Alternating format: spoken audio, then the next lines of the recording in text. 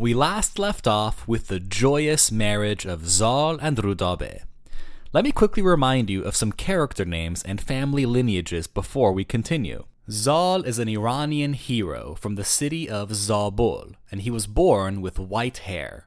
His father is Sam, one of Iran's most respected generals, and although she's no longer immediately present, the other guiding force in Zal's life is the Simorgh, the magical bird of benevolence, who rescued Zal and raised him in her nest until he came of age to be reunited with Sam later. Simorgh's parting gift to Zal was one of her feathers, which she told him to burn if he ever needed her help. Rudabeh is the princess of Kabul in the nation of Turan. She is famous for her beauty, her self-determination, and her long, fine black hair. Her father is King Mehrab of Kabul, and her mother is Simorgh, the queen of Kabul. So, after this royal wedding between Zal of Zabul and Rudabeh of Kabul, both nations are elated because it was foretold in a prophecy that their union would bring about the birth of Iran's greatest hero of all. Before long, Rudabeh becomes pregnant, but to everyone's shock and horror, during the pregnancy, Rudabeh becomes plagued with unending pain and sickness. 9 months in, the baby growing inside her has still not been born, and Rudabeh's health takes a sharp turn for the worse. She anguishes all day, tears streaming down her saffron-red cheeks. Her mother, Simorgh, asks what's the matter, and Rudabeh shouts, "I cry for help every night. I can't sleep. I've lost all my life and feel like a corpse. My due date has come, yet I can't deliver my baby." Rudabeh's skin turns rough as rock from lack of rest.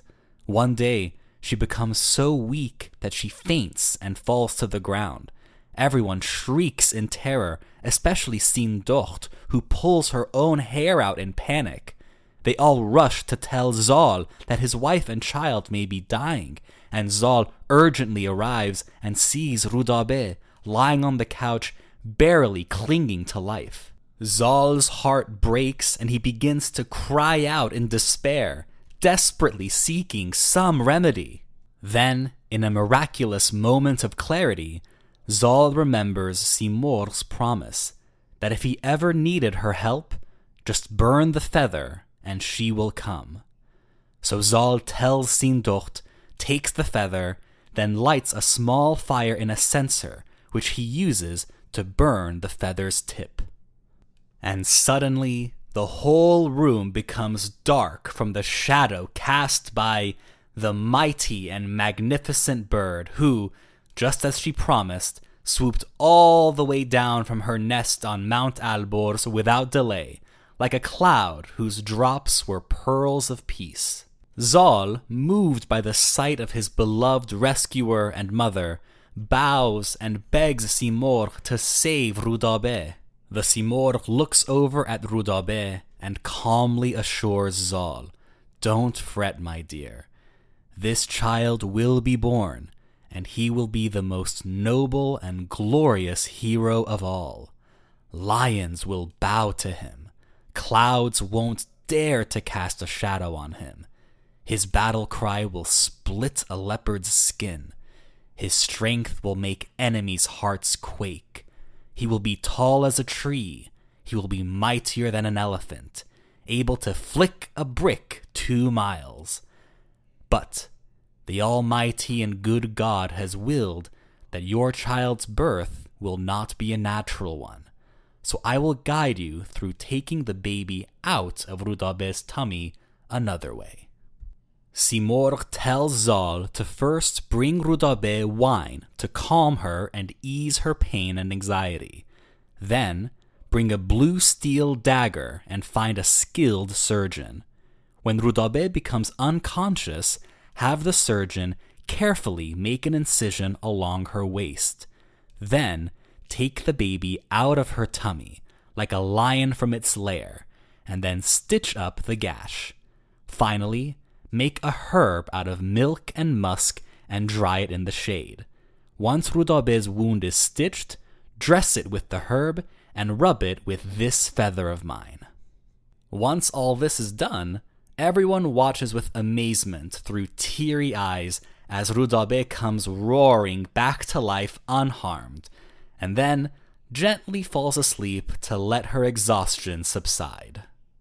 Relieved that mother has survived labor, all eyes then turn to the baby, whom everyone looks at with even greater wonder and amazement. He is enormous. Nobody has ever seen any child this tall and lion-like in beauty.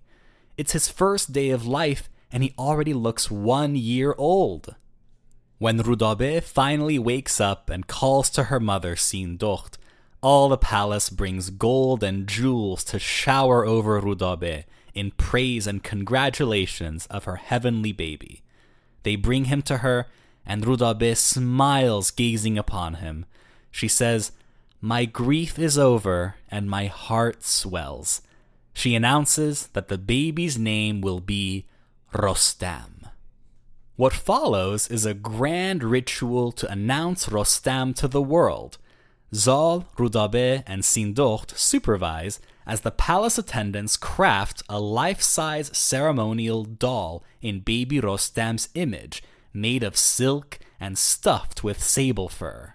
They paint the sun and Venus on the doll's cheeks, dragons on its arms, and lion claws on its hands. In each of the doll's hands, they fix a mace and a bridle, and under its arm, they fix a small toy spear. They then set the doll on a small wooden horse made of chestnut. With the ceremonial doll of baby Rostam now finished, they mount it on a camel to lead a grand parade, bound first to King Mehrab's palace inside Kabul, and then to Sam's home in Zabul, bringing joy and revelry to everyone along the way. If you enjoyed this episode, feel free to share it or leave a review. Thanks for listening, and stay tuned for more Shahnameh quests.